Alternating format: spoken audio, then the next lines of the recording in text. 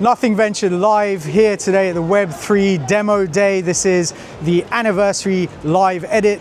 We're at the beautiful 194 in Piccadilly in central London. We're going to be watching some incredible pitches from crypto and blockchain entrepreneurs. We're going to be capturing a few conversations throughout the night. It's going to be an absolute blast. The party is kicking on till 2 in the morning.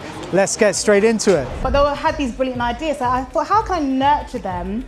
And also, how can I strategically place them in front of the right people to actually grow their business? We can then trace back that they got a check closed from this event. That's a really cool win to be able to see. You're absolutely right. I think with the emergence of NFTs and tokens, we've had a really sort of bad press on them, but crypto is back. They're already building stuff with AI. They're already doing things like that. We're still figuring out the regulations. Founded 4, raced for 3, learned a lot from what I messed up with. We're doing the same with software. We're connecting everything. But the bigger fish that we want to go after, and this is really where we're trying to dream big, is the $10 trillion global savings market for kind of regular people who have never gotten on chain. Maybe they're a little bit crypto curious, maybe not. I'm looking to find the next Harry Potter. That's my mission. We're one of the few companies in this industry that would lead by example and be as transparent as possible with the regulators, with our banking partners, but also more importantly, the users.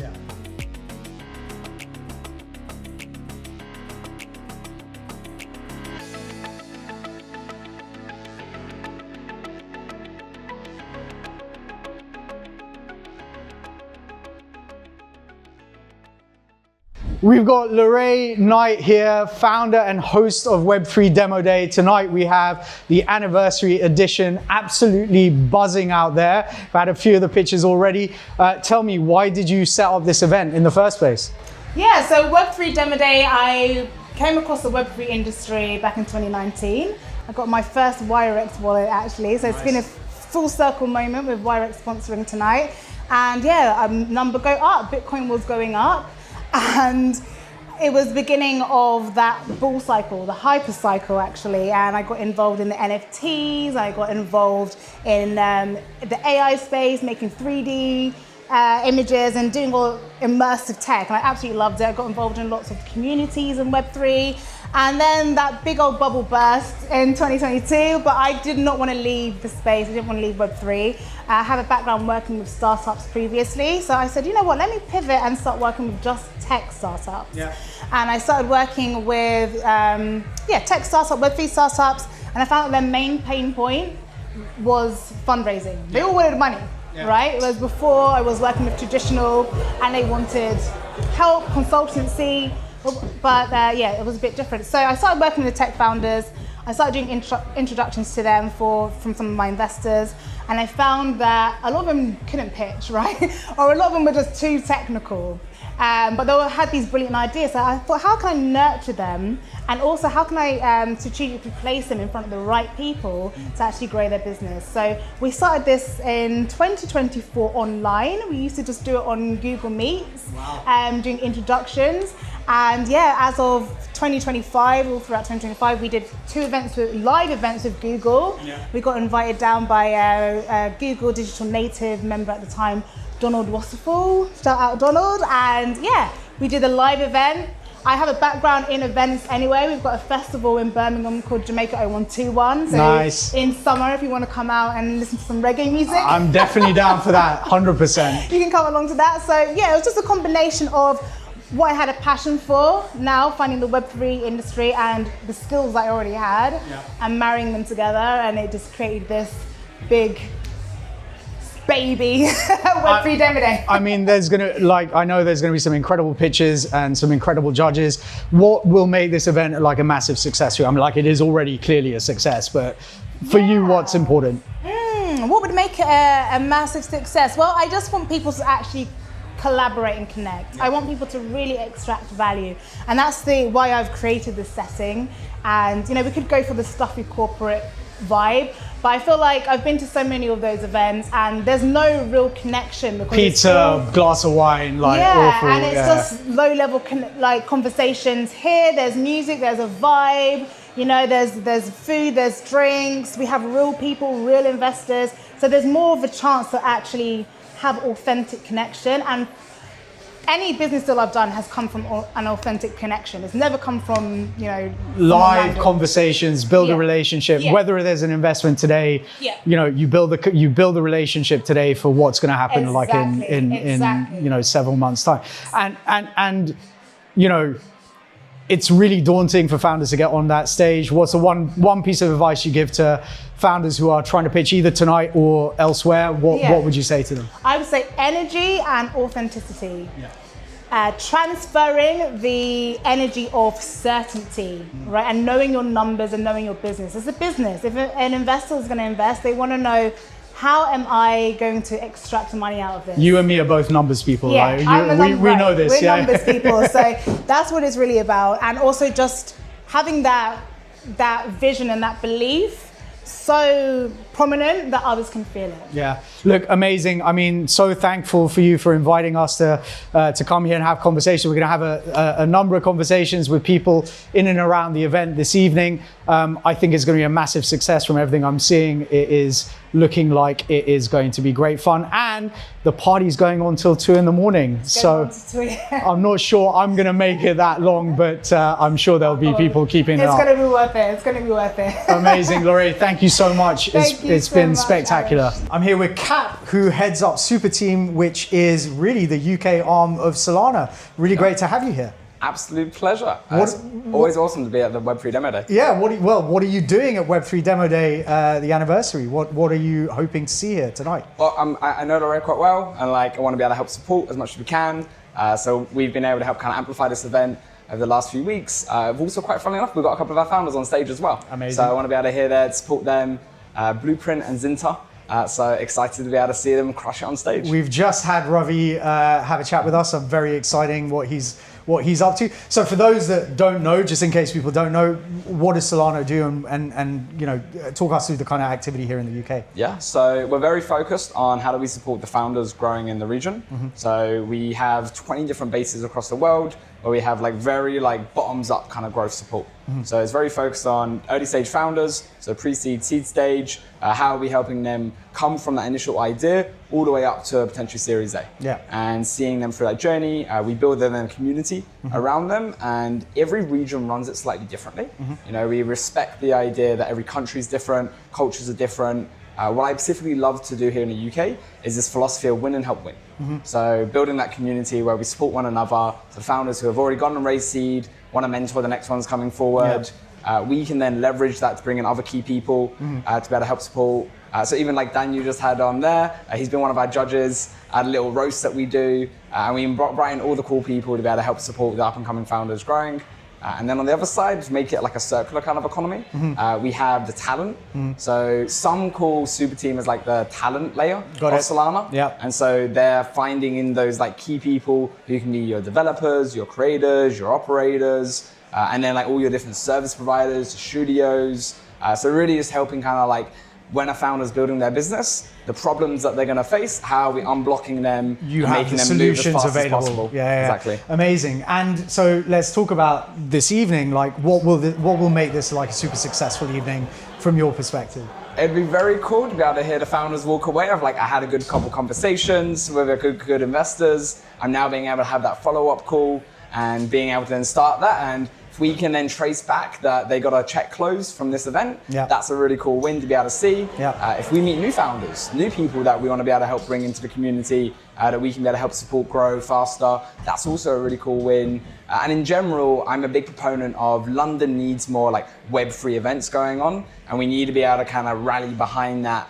So it's awesome, just without any of that said, just this being here is awesome to be able to see. I want to encourage more people hosting incredible events here. Yeah, because the reality is, I've said this a couple of times already, right? You had this whole kind of, I guess, scale to peak Web3 during 2020, right? And you had the whole NFT kind of craziness happening, and then AI kind of took over as a poster boy. Web3 sort of crashed in people's minds. Exactly. But it's still here, and people are still building really impressive, cool stuff. Right? I'm a very big proponent that crypto has created this cloud of influence around what is this amazing emerging technology called blockchain. And it is one of those emerging technologies. Alongside your AI, quantum, biotech, robotics, blockchain is one of them it doesn't get the respect that it has, Yeah. even though it's going to have the potential of changing a lot of financial systems and even structural database and how we hold things, move things, not even counting for things like DeepIn, where you can do things you couldn't do before. Yep. Like you've got companies like Hivemapper who are mapping the street map view, and it took previously before Google were the only one who was able to do that because they had the economies of scale to do it. But now anyone can buy a dash cam, put that in the car, and because you've got this coordination layer that's trustless, permissionless, you can now allow anybody to collect that street map view data. And they're growing. They've grown 20x times faster than Google. And what Google have as a 4-year lag on their street view map, Hivemap have a 2-week lag on their street view map. So it's near near real time, essentially.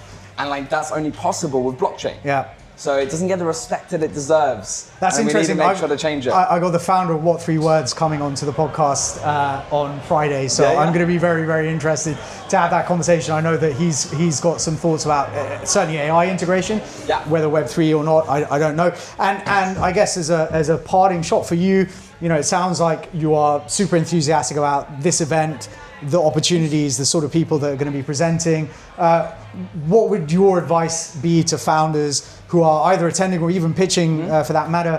What advice would you be giving them in terms of, I guess, changing that narrative around blockchain Web3 and also how they should be approaching kind of 2026? Well, we have a big thing called founder market fit. Yeah. So I think you always need to evaluate, are you actually building the right thing? Yeah. Because I think it's been mentioned a few times, most people don't successfully build a startup. Yep. Sometimes it's not actually the right person to build a startup. Yeah. Painkiller versus vitamin, and are you the right person? Are you the right doctor to administer the pill? Exactly. Right. So I think it's important to understand that and then do that reflection within the team as well. So it's actually the advice isn't do this to go faster. It's do this to either save time. And it's either we need to pivot in this different direction that we're going to, or we need to bring in somebody to the team who can be able to help fill in these gaps that we have. Maybe in the worst case, it's actually we need to step back. Yeah. There should be no shame in stopping. I've done it before. I know lots of founders that have. Not everything works out. Not everything goes the way you anticipate. You can always go again, right? Exactly. Yeah. And when you have that gold dust though, and you have that little bit of magic, you just need to go for it. You need to go all in. You need to really push. Don't be afraid to ask. Really make sure that when the opportunity is there, you grab it, you're confident, you know your value, you know that you're tackling a real problem. Because if you have that gold dust, you know that. You know that the community needs whatever problem that you're solving. You know that you have the solution to them. And sales is like education. Yeah. You're just trying to get in front of them and let them know that you have this better solution. Figure out whatever you need to do to iterate and get the product so it's to a point where actually they can use it, and then just make sure to get it in front of them and be confident, push forward, and allow that to bring that life back into whatever industry that you're tackling. Yeah, amazing. Look, Cap, really wonderful to have had you on for this session. I mean, by the sounds of it out there, it's going to be an absolutely spectacular event. It's going to be awesome. Yeah, amazing. Thank you so much. No worries at all. Sitting with Samir Seric, chairman of Seric & Co. Family Office. Samir, really great to have you here with me. So we're here at Web3 Demo Day, live the anniversary. So tell me, why are you here? What are you looking for? And what are you hoping to get out of the evening? First of all, I'm here to support the great work that Laurie is doing over the past year. I was lucky and happy to have been at her event last summer and got another invite, really to look at some amazing pitches. I hope we will hear this evening from startup founders. I think it's hugely important to make as many sort of personal appearances as an investor to see what's out there, who's out there. Obviously, Rory's sort of big mission is to discover the new unicorns in emerging tech. So I'm very much hoping to come across one or two tonight. Yeah, I mean, I've been really lucky and fortunate to have seen a couple of the founders that are going to be pitching this evening, and they're incredibly interesting businesses. Obviously, over the last few years, crypto blockchain has maybe, not necessarily gone downhill, but it's certainly caught less attention, I guess, in the press and media and so on, especially as AI has kind of boomed. So what are you really hoping to see from a Web3 blockchain kind of angle tonight? Well, I've been very sort of unorthodox about Web3 and crypto over the last few years, purely because as somebody who does lots of guest lecturing on blockchain, what the audience and the masses out there don't realize that crypto and Web3 are based on the blockchain technology, which is a foundation technology often described as 3 T's: trust, transparency, and traceability. You're absolutely right. I think with the emergence of NFTs and tokens, we've had a really sort of bad press on them, but crypto is back. I think we've had lots of bad examples of the major sporting properties around the world actually signing some really poor deals. Perhaps they didn't do enough of the due diligence, but I think the emergence of the crypto partnerships back in the sports industry with the likes of Juventus, Barcelona and Arsenal, who actually today understand a lot more about what Web3 and crypto are about the fact that the digital currency, the stable coins, the whole technology around it is here to stay. And I often talk about the fact that crypto and Web3 isn't all about Bitcoin, isn't all about speculative trading. It's actually a lot more than that. And, we are seeing a change, not necessarily in terms of the pricing of stable coins, but also in terms of the understanding of what crypto and Web3 are all about. I think what people don't realize often is Web3 is also about the creators economy. Exactly. And the one important and thing, participation, I guess, participation. as well, right? As somebody who's involved in the world of investment, tech, sports, AI, Web3, I often talk about the fact that the end user, your sort of consumer, also ought to be treated in a much more democratic way. And I think this is where Web3 comes in.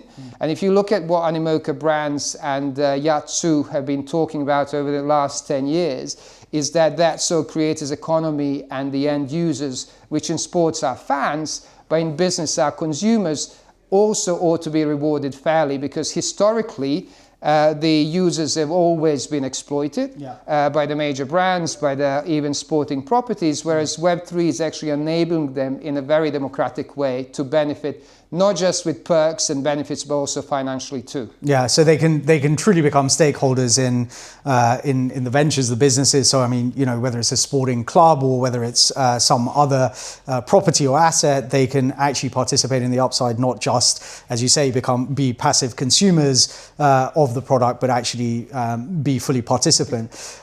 You're going to be a judge here this evening, I believe. So maybe to wrap up, could you let us know what are the kind of 2 or 3 things that you'll be hoping to see that would really engage you to decide to either make an investment or follow one of the founders that's pitching? Well, I think for me, there's sort of fundamentally 2 important things I'm looking for in any founder. Obviously, they're all going to be claiming to be solving some sort of problem in the industry.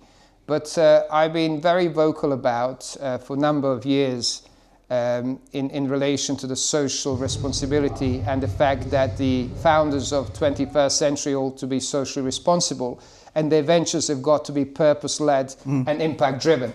So I'd like to see, in addition to their ability to convince us that they are actually unique, or not, if not unique, that they're definitely there to make an impact in the industry they're entering, also why they do what they do and what impact is actually making when it comes down to the industry, the stakeholders, the participants, because the legacy sort of built businesses are sort of almost extinct today. I think we are far too short sort of focused and short-term focused, and we're not really seeing the generational sort of businesses being created. Not to say that you ought to look in that direction, but the more of those ingredients, the better, as far as I'm concerned. Yeah, look, I mean, I've seen one of the pitches, or actually a couple of the pitches, and one of them absolutely, I think, ticks all of those boxes. And the one thing I would also say is, I think we've moved forward from maybe 5-6 years ago, where a lot of the pitches we saw, especially within the blockchain Web3 community, were driven by the technical fundamentals as opposed to the proposition itself. And I think, one of the things that I'm really keen to see this evening is exactly as you say, founders not pitching what the technology solves or how the problem is solved with the technology, but actually what is the problem that's being solved and how does it impact people. If you have one final thing to say about this evening at Web3 Demo Day, what would that be? I think, to the founders pitching tonight, just be authentic, be yourself. try to sort of project the future the way you like it to look. And as for the audience, have a great time. I think I talked recently about the fact that I love the fact that Laurie actually does the entertainment piece. I sometimes talk about the fact that entertainment and fun is important for investors. Some would claim that investors don't want to get onto the dance floor. I beg to differ in that respect. So I think the great evening, great quality sort of pitches, and great fun. Yeah, well, we're going to be here till 2 a.m, partying away. Samir, thank you for joining me. Really appreciate your time. My pleasure. I'm here with Afsal, general partner at Bridge Capital. Tonight we're here at the Web3 Demo Day live anniversary edit. Really great to have you. Thank you for spending some time. Thank you for having me. Yeah, no worries at all. So you're a judge here this evening. What brings you here? Like, what are you expecting to see and hoping to see? Hoping to see. So I've been in the Web3 space for many years. It's been interesting seeing some of the contestants come up and some of the innovations that have come up with, things I did 5 years ago. And what I've realized, seeing what they're doing now and what we developed 5 years ago, it's timing. Yeah. We were there at the wrong time. 100%. Building stablecoin payment processors. We were first to tokenize carbon credits and gold, and we were just way too early at the time.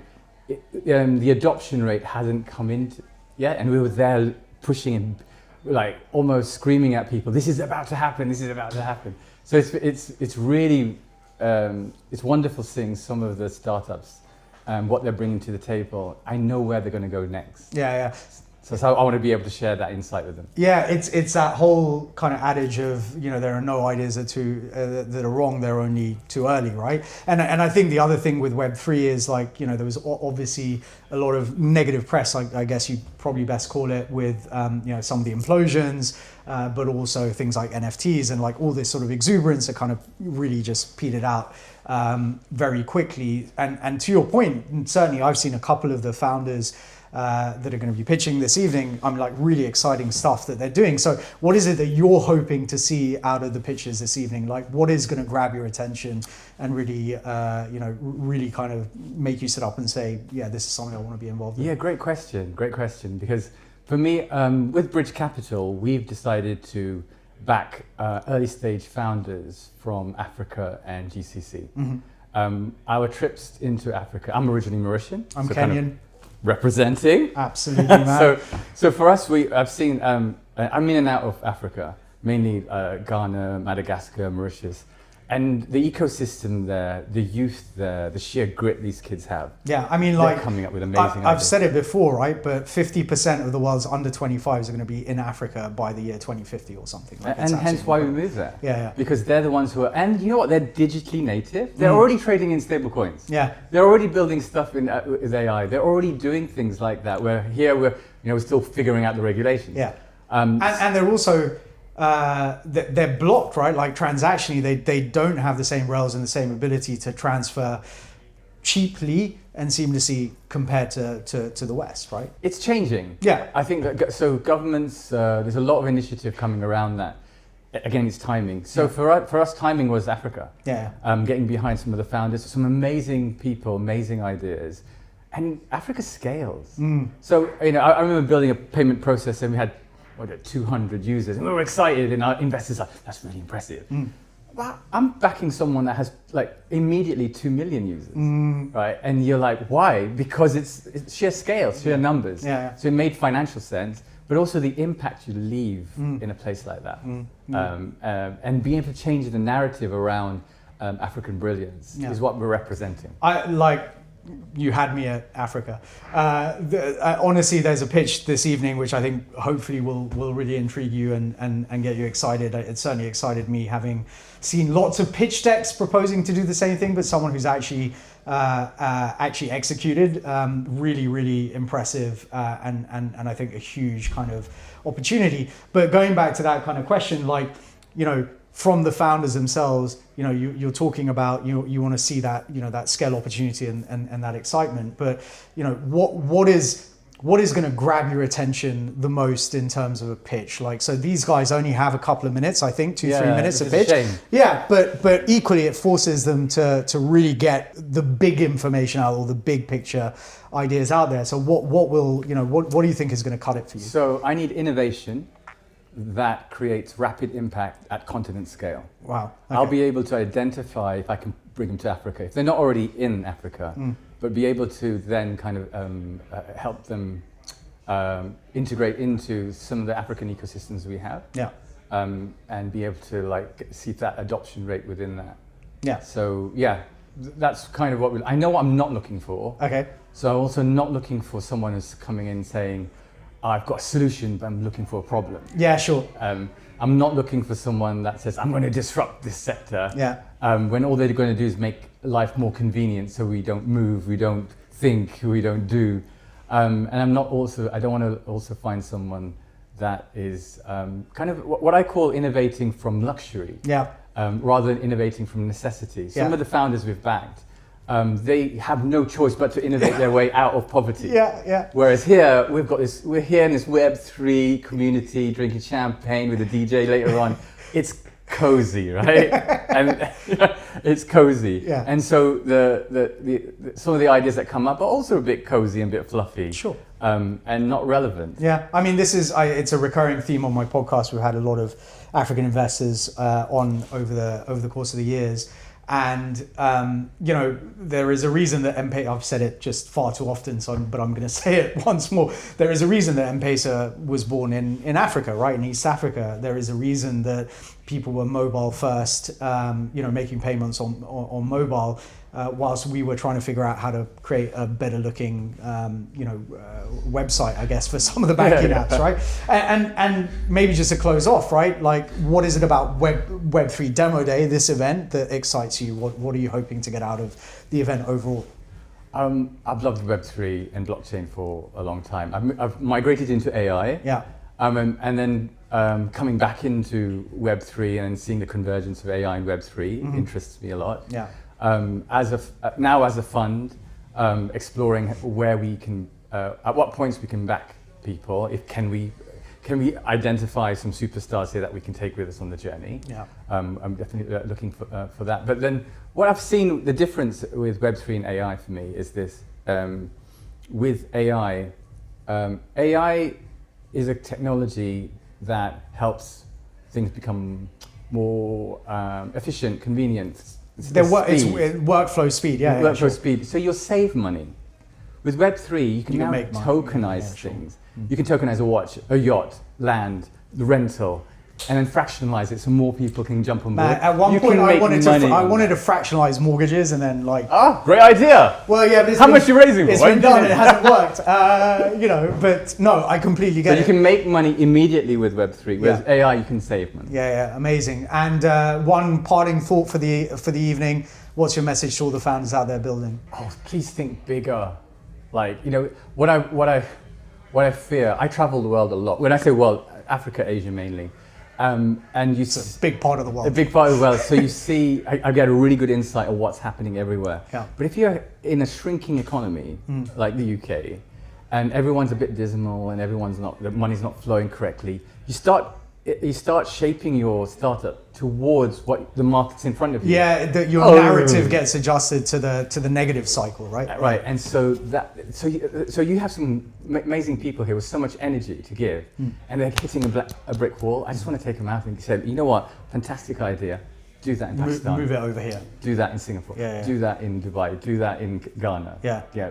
Are you prepared to move with your startup? Yeah. If someone says to me, oh no, my wife and kids are here, my family's here, mum's elderly, I better be here. Then you're designing a lifestyle business. That's okay. Yeah. But then don't be a startup. Just be a business. Yeah. Makes a huge amount of sense. Look, I mean, as a proud African myself, I'm out there in February. I'm really pleased to hear someone who's focused on that. We've had a couple of investors on the podcast that are very focused actually on the East Africa subcontinent corridor, because there's so much opportunity coming out of those regions, and to have someone else who's focused on that area is always a pleasure to speak Yeah, to someone change like the that. narrative. Right? Absolutely, change the narrative. And let's get out of this kind of mindset that you can only fund Africa when it's a bit dark positive. Let's fund actual venture.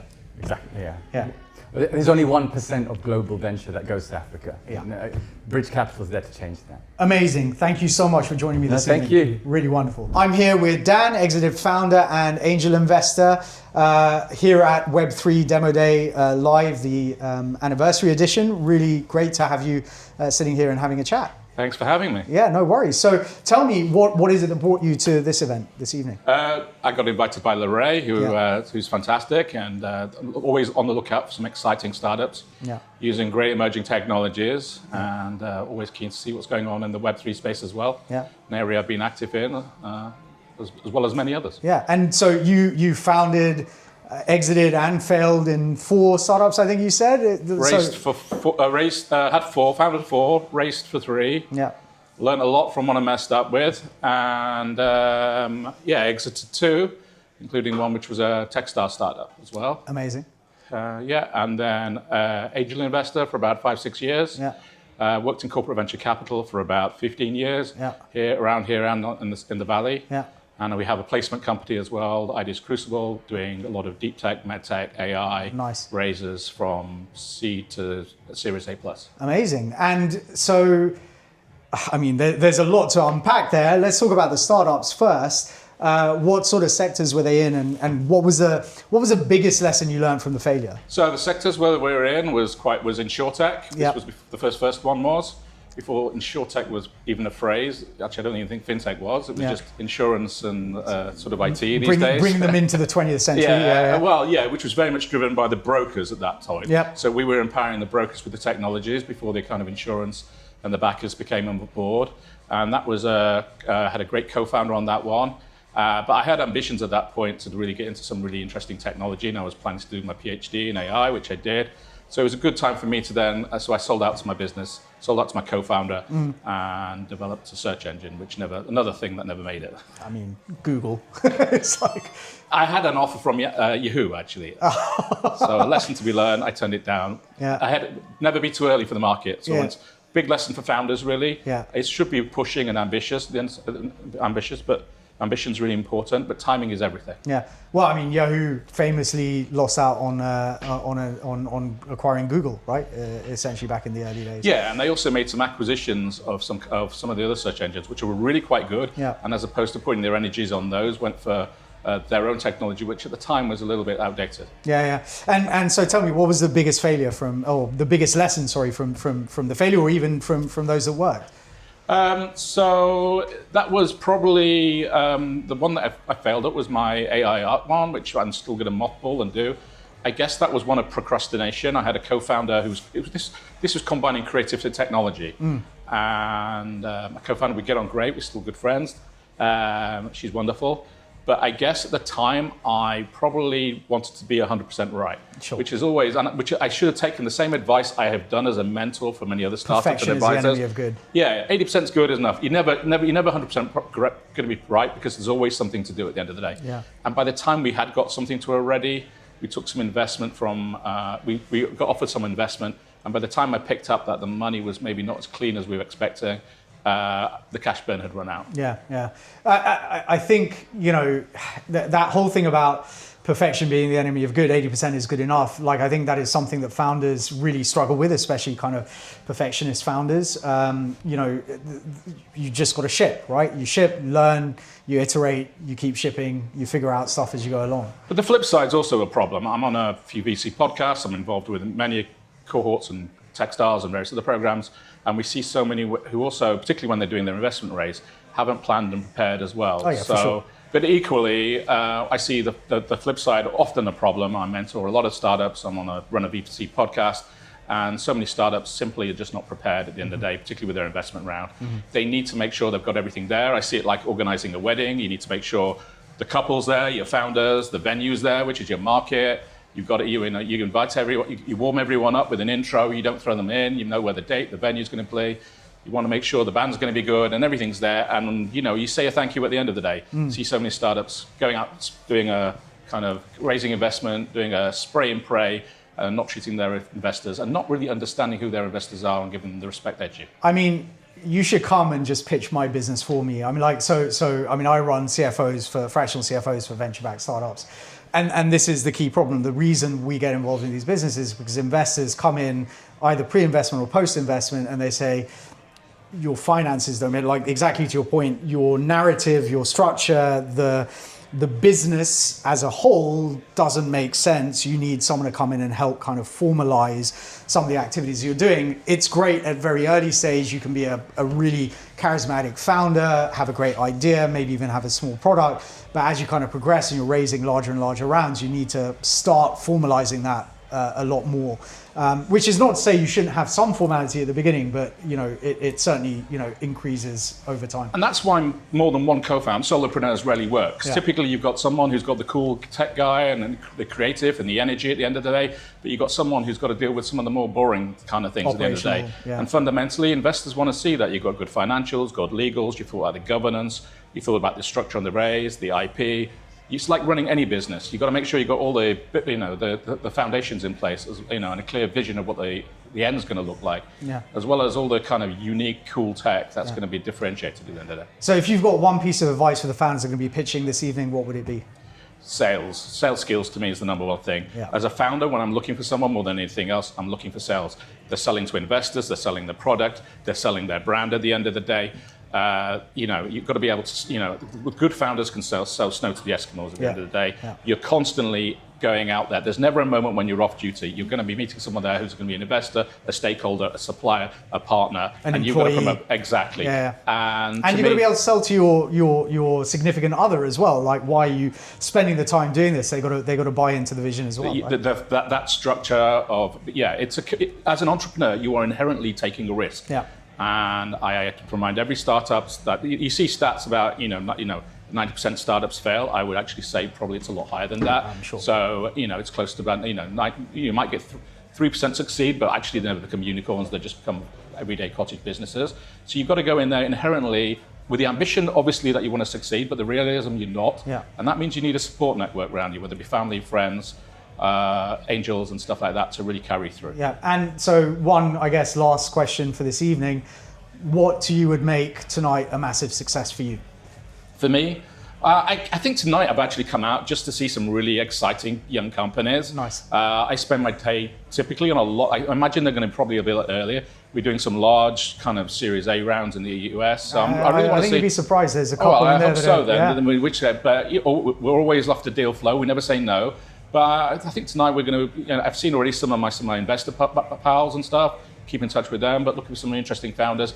And I want to see what the nearest, confirm what my suspicions, speaking with some of my VCs, and what the new trends are and everything else is happening. So I want someone solving someone really difficult. Yeah.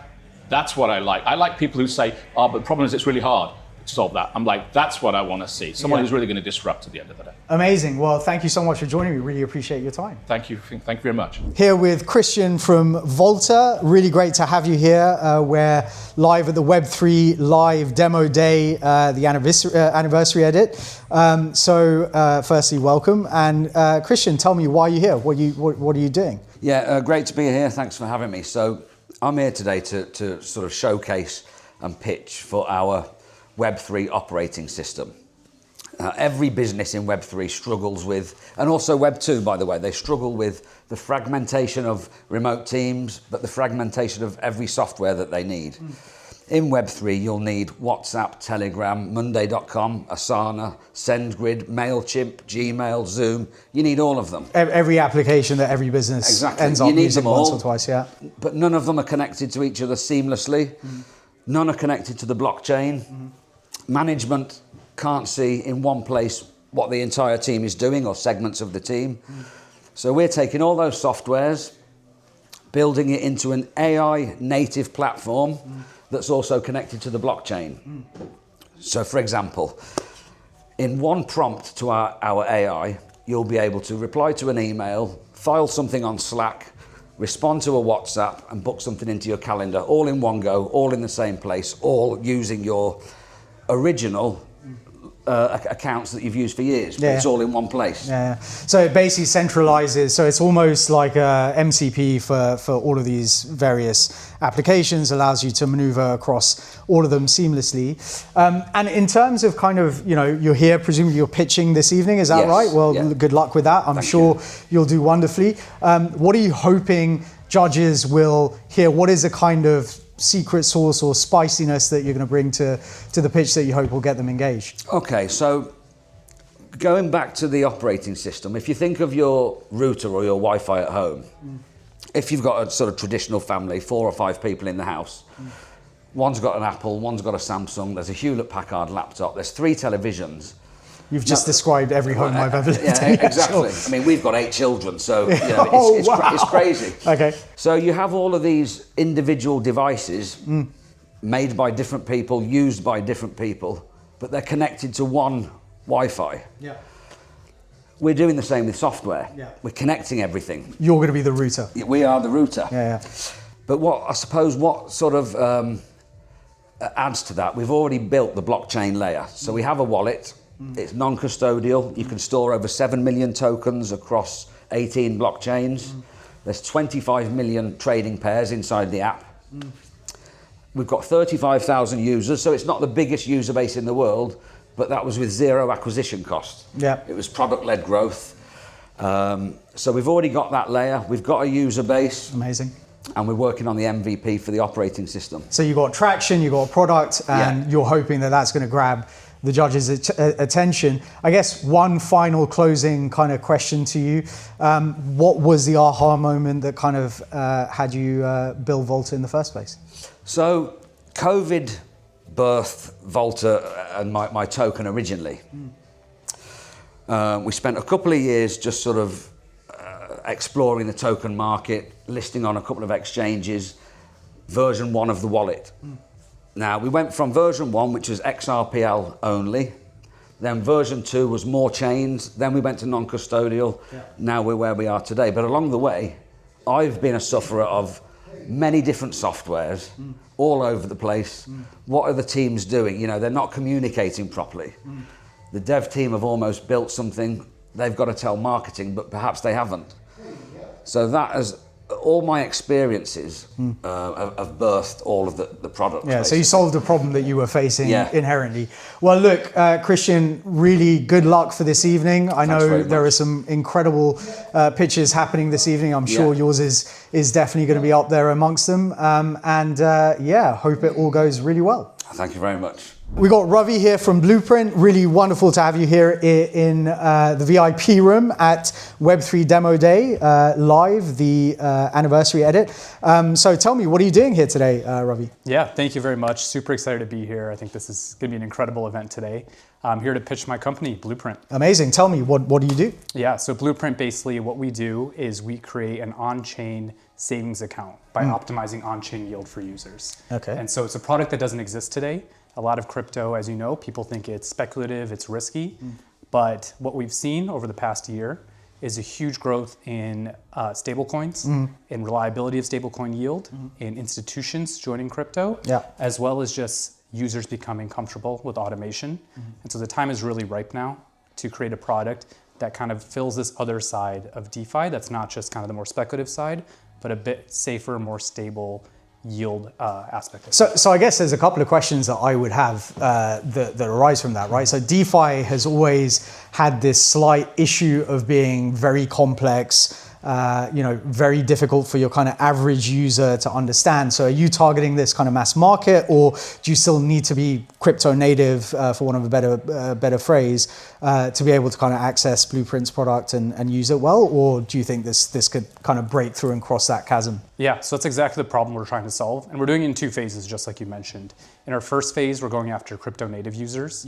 And there we've identified, in terms of the stablecoins that have been issued, actually, a lot of people don't know this, there's $190 billion of stablecoins that are sitting idle that are not deployed on chain. Right. So there's a huge market just with crypto native users. So no liquidity at the moment in terms of transferability or anything. They're just sort of exactly. They're just kind of sitting, and so we can close that gap by offering those crypto native users and institutions a way to earn yield there. But the bigger fish that we want to go after, and this is really where we're trying to dream big, is the $10 trillion global savings market for kind of regular people who have never gotten on chain. Maybe they're a little bit crypto curious, maybe not. And so the problem we're really trying to solve for them is that simplicity, right? How do you create that UX, that experience that feels just like using your retail banking app, a fintech like Betterment or Wealthfront, or any of the fintechs you see ads for on the tube. We're in the UK, so we're gonna have to say Revolut, like clearly. Revolut, yeah, exactly. Sure. Yeah. And so tell me, like, you know, you're gonna be pitching this evening. There's four other founders pitching this evening. What do you hope is gonna make you really stand out to the judges? Yeah, and I think it's what I'd really kind of just said, which is that big vision, right? I think in Web3, often people can constrain their dreams a little bit, just given that it is a bit of a bubble community. And I think where things have matured and progressed now, it's kind of the time to start really dreaming bigger, really thinking about what's beyond the existing Web3 community and thinking about who's beyond that, how can we really grow these products that we all really believe in the promise of a decentralized financial system.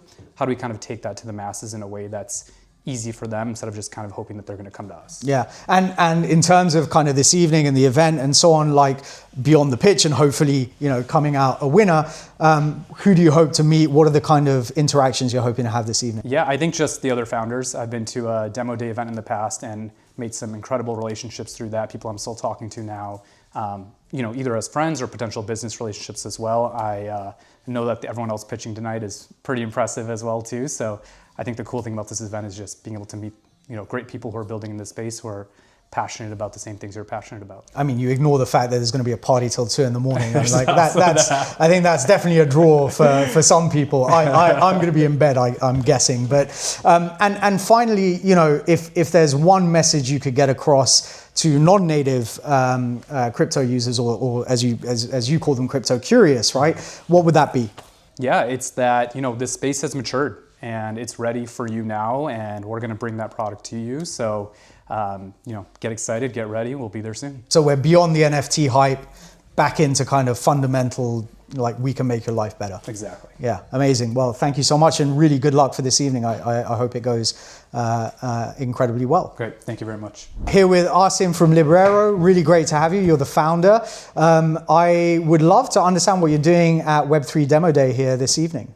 So yeah, thank you for that. Thank you for the opportunity. So I'm here because I was actually at this event about 6 months ago when Laurie organized the same sort of a setup at Google. Yeah. I was able to pitch at that event. I'm quite happy to say I came second. Excellent. Out of something like 28 companies or something like that. Yeah. So I'm here tonight on the invite by Laurie, and yeah, just looking to network and enjoy the evening. Yeah, amazing. And so tell me a bit about Librero. What is it that you do? I founded Librero 2.5 years ago. And basically Librero is an online book publishing company. We work with publishers to help discover the next bestseller.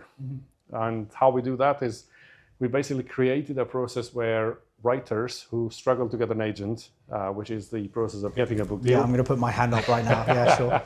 So basically, a lot of people try and get an agent. Actually, 2.5 million people try and get an agent every year. Yeah, but the problem is that publishers are only interested if you already have like an email list or a community of 100,000 plus people, right? Like you need to either have a brand or a name that is recognized that they know it. Two ways. You either some, let's say, celebrity or well-known person. The other route is the traditional route. They will only take books from the publishers, from the agents. Sorry. Yeah. So the process is you go to an agent with your submission. The agent has to like it or maybe respond or maybe, I don't know, not like it at all or something like that. But they are almost like the gatekeepers of the publishing industry. And what we're doing, or what we've done, is we've created a platform where that submission that authors or writers take to an agent, they can bring it online. And what we're doing is we're making that submission, which is usually a couple of chapters or 3, a little bit about you as an author, a little bit about your story, and then we make that available to general public. And this way, we're basically building fans before the book is even complete. Yeah. And why do publishers like us is that, as to go back to your point, everyone talks about, will this book actually generate anything in the market? With us, at least there is a fan base. Yeah. So in effect, we're building a fan base before the book is even published. It's almost a bit like Kickstarter, right? You're essentially creating demand before the book is released. Correct. So I mean, pivoting slightly in terms of this conversation, what advice would you give to the founders that are pitching this evening, and generally to founders that are pitching? You've raised several million, I believe. Yeah, I have raised £4 million in 2.5 years. I think networking, events like this. Me being on stage here 6 months ago, it was at a different location, but I still walk around and people recognize me, and that's very cool. But that being on stage, pitching to an audience this large, you never know who's sitting in the room. Yeah. And I got to make some great connections. When you're raising money, there's never, I've raised this much, now I've closed my round, and now I'm going to not worry about this anymore. My day job is I provide fractional CFO services to venture-backed startups. Right. Always be raising. Like there is no point at which you stop. That's right? it. So actually, now I have got a pretty nice team around me because of the money we raised. But my job has now actually become just raising. Yeah, sure. So I have a very nice structure. I've got a chairman in the company. We've got key roles already filled. And the company launched 3 days ago, but actually my game is still my next round. Yeah, you got to be the CEO, right? You're either pitching to raise investment, or you're pitching to sell the product, or you're pitching employees to join. You're always pitching, right? Like, and I think that advice, right? Like I always say, build the relationships before you need the capital, and then it's much easier to raise once you've built that relationship than if you're just cold pitching, from the... Absolutely. I will say one thing. Look, I don't think there is shortage of cash. Yeah, sure. There's a lot of cash out there. There's a lot of, let's say, investors. I think what really truly makes someone invest, or at least in my case, this is what I've seen people invest in you. Yeah. You could have the greatest idea, and nothing like that has ever happened before, but investors look at, are you the right guy who's going to take this forward? Yeah. At early stage, especially founding team is the most critical. It's the only real data point you may have. Correct. Idea may have a small product, but you may not have demand or whatever. I think as you progress down later stages, obviously traction becomes more important, but equally, it's always about the founder. Is this the right person to execute at scale? Absolutely. Look, at pre-seed, I sold the idea. At seed, I sold the idea and the team, but I also have built now a machine. Yeah. In our case, it's a tech platform.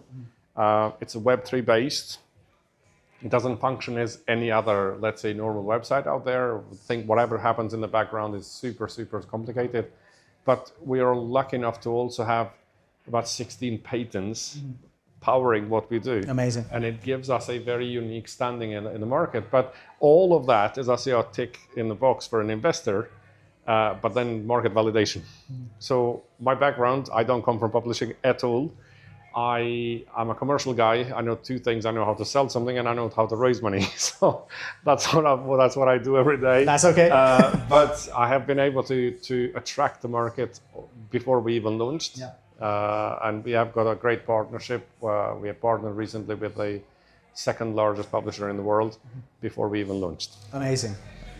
So we've just literally launched 3 days ago. We have got a great growing number of users in 3 days. And we've launched with a bang. Yeah. We are basically going to, we've launched a book competition. Yeah. We're paying 50 grand to the best book. Yeah. And the publisher, that basically is a partner to us, they have promised to publish the book. Yeah. So you get a guaranteed book deal at 50 grand from us. Yeah. To basically get this out there, but we're hoping that we will have a great engagement, on which we're seeing it already. Yeah. So that basically, I'm looking for a bestseller. Yeah. In true fairness, I'm looking to find the next Harry Potter. That's my mission. Okay, amazing.